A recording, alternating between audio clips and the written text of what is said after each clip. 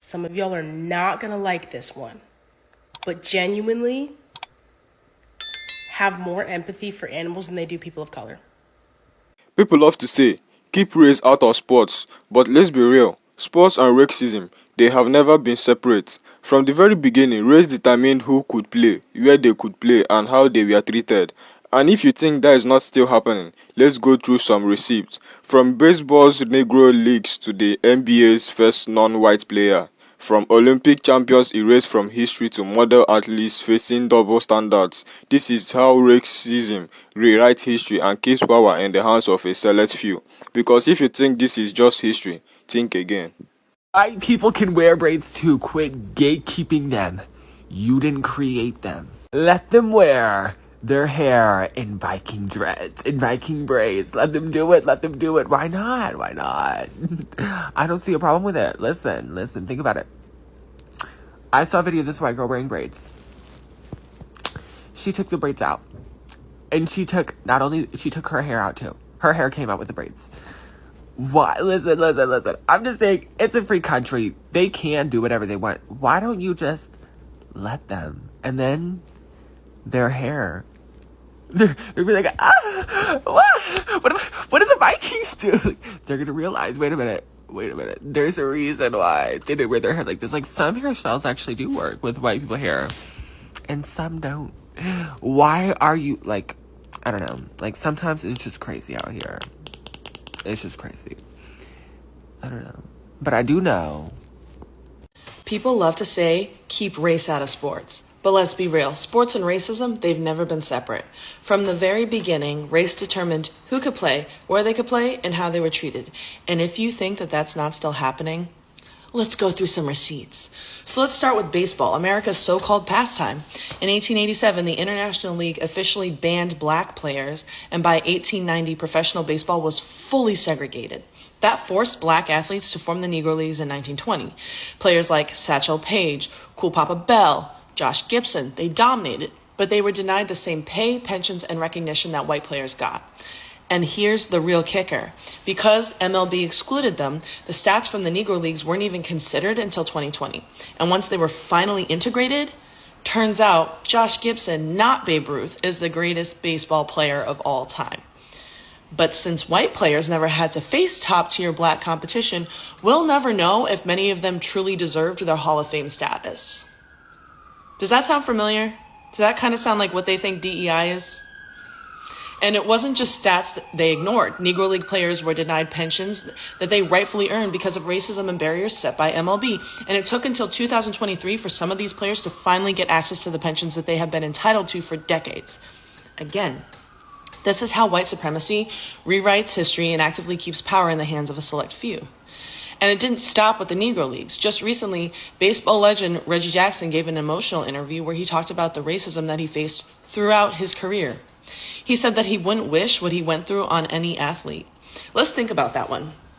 One of the greatest to ever play the game is saying that the discrimination and the hostility that he endured made his success feel not worth it. He talked about how he was hated simply for being black and outspoken, for being confident in his abilities. And what's wild? That same playbook is still being used against black athletes today. The 1968 Olympics gave us one of the most powerful protests in sports history. U.S. sprinters Tommy Smith and John Carlos won gold and bronze in the 200-meter race. But instead of just standing there for the anthem, they raised their fists in a Black Power salute. And for that, they were banned from the Olympics, and they faced harassment for years. For years. But let's go back even further to 1912. Jim Thorpe, Native American athlete from the Sac and Fox Nation, won 2 gold medals in the decathlon and the pentathlon. He was called the greatest athlete in the world. But just a year later, the International Olympic Committee stripped him of his medals, claiming that he had once played semi-pro baseball. Meanwhile, white athletes did the exact same thing and faced no punishment. Thorpe's medals weren't restored until 1983, 30 years after his death. Another example of how racism rewrites history in favor of white people. Again, does this not sound like what they think DEI is? Let's talk about Wataru Misaka, the first non-white player in the NBA. He was a Japanese-American point guard who broke the color barrier in 1947, before Jackie Robinson did in baseball. But his career was also cut short. Why? Anti-Asian racism was at an all-time high after World War II, and many teams refused to take him on. Despite his talent, he only played 3 games before he was pushed out of the league.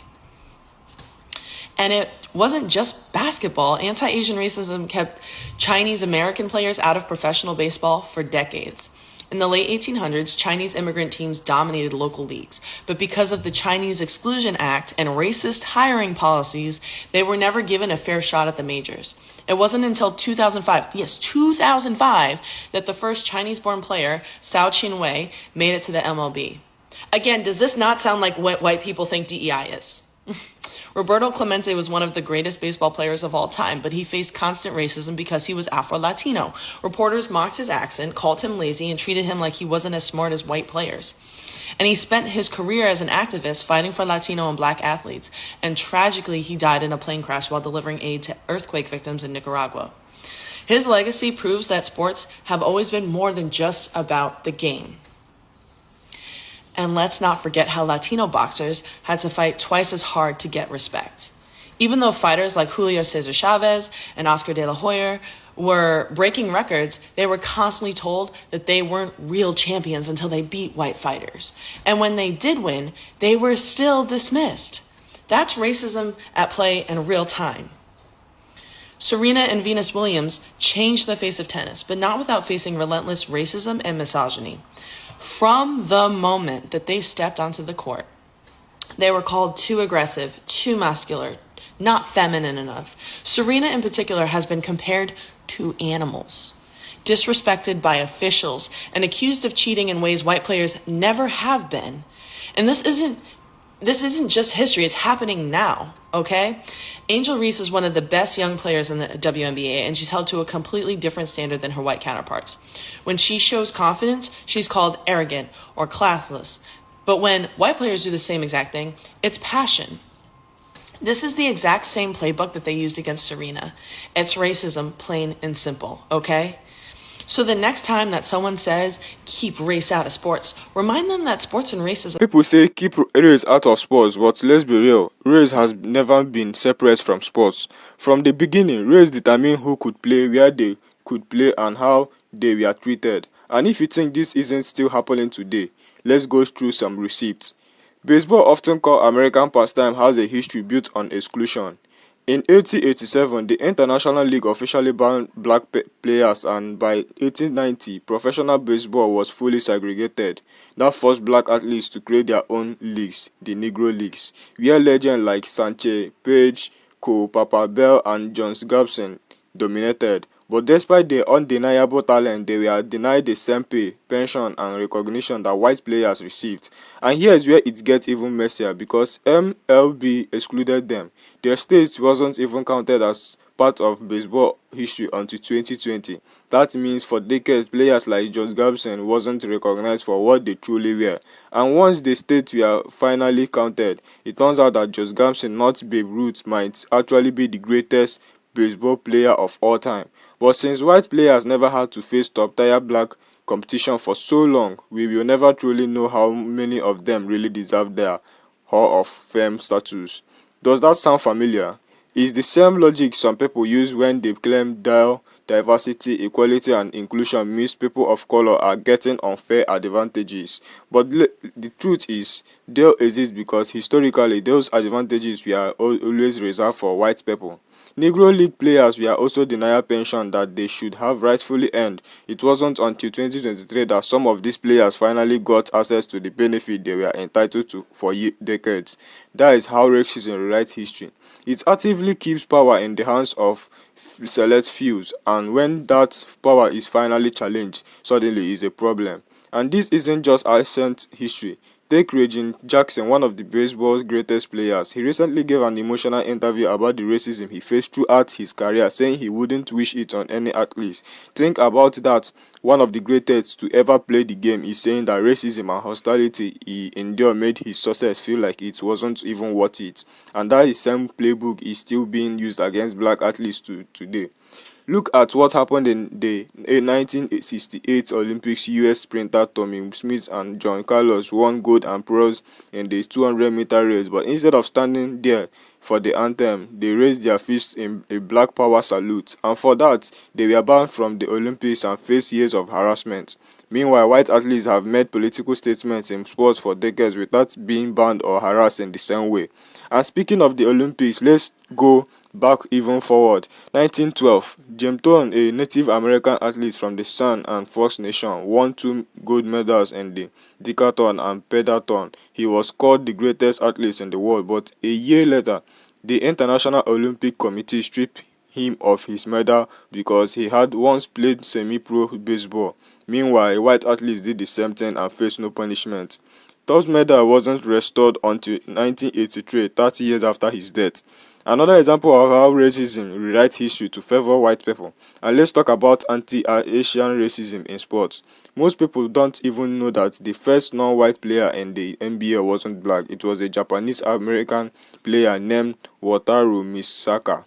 He broke the NBA color barrier in 1947 before Jackie Robinson did in baseball. But his career was cut short. Why? Because after World War II, anti-Asian racism was at an all-time high. Many teams refused to take him on, and despite his talent, he only played 3 games before he was pushed out of the league. It wasn't just basketball. Anti-Asian racism also kept Chinese American players out of professional baseball for decades, and in the late 80s, Chinese immigrant teams dominated local leagues. But because of the Chinese Exclusion Act and racist hiring policy, they never got a fair shot at the majors. It wasn't until 2005, yes, 2005, that the first Chinese-born player, Xiao Xinwen, made it to MLB. Again, this is how white supremacy rewrites history. It blocks assets, then act like there was never any talent in the first place. And let's not forget Roberto Clemente, one of the greatest baseball players of all time. He faced constant racism because he was Afro-Latino. Reporters mocked his accent, called him lazy, and treated him like he wasn't as intelligent as white players. He spent his career fighting for Latino and black athletes, using his platform to push for justice, and tragically, he died in a plane crash while delivering aid to earthquake victims in Nicaragua. That's right, their proof sports have never been just about the game. And let's talk about boxing. Latino boxers have always had to fight twice as hard to get respect. Julio Cesar Chavez and Oscar de la Hoya broke records, but even then, they were told they wasn't real champions until they beat white fighters. And even when they did win, they were still dismissed. That is racism in action, happening in real time. Fast forward to tennis. Serena and Venus Williams completely changed the sport, but from the moment they stepped in onto the court, they faced ruthless racism and misology. They were called too aggressive, too muscular, not feminine enough. Serena in particular has been compared to animals, disrespected by officials, and accused of cheating in ways that white players never were. And this isn't just about history, it is still happening now. Look at Angel Reyes, one of the best young players in the WNBA today. When she shows confidence, she called arrogant and classless. But when white players do the exact same thing, it's called passion and leadership. Sound familiar? This is the same playbook they use against Serena. It's racism, plain and simple. So when people say keep race out of the sports, remind them that sports and racism have never been separate. Race has always determined opportunities, recognition, and treatment.